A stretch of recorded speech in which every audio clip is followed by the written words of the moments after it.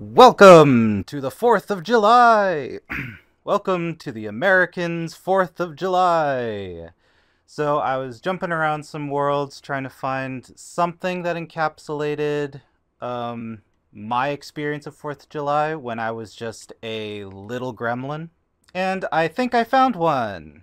And so I think of the ones that I quickly sort of cycled through, I think this one has the most features that sort of gives me those experiences again.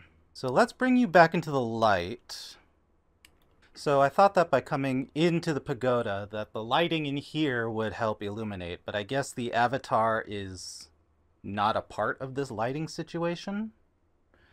So anyways, so let me show you the 3 things that I like about this world and the 3 things that don't really work for me.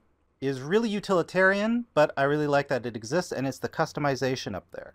So you have choices of 3 songs, and then whether or not the fireworks go off or not in your ear.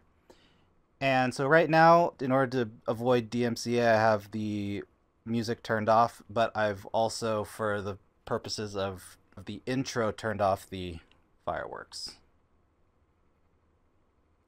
So let me just...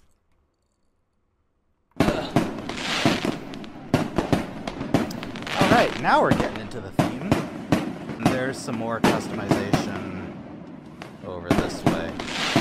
And the inclusion of sparklers are always really nice. They have a nice cool little trail.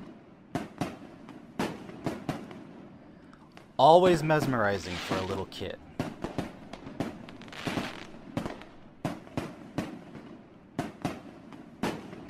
And then besides the ever-going firework display in the sky, they actually do have some mortars and things.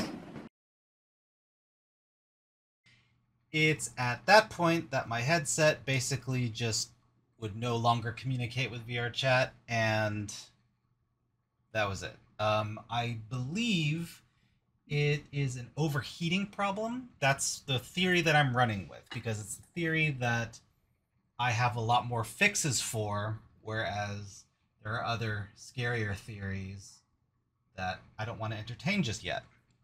The basic end summary is there were mortars there, but there was one that had a prompt for just mortar, and it sort of was just kind of a flare that would shoot up to about yay high. And the other ones had a prompt that said fire.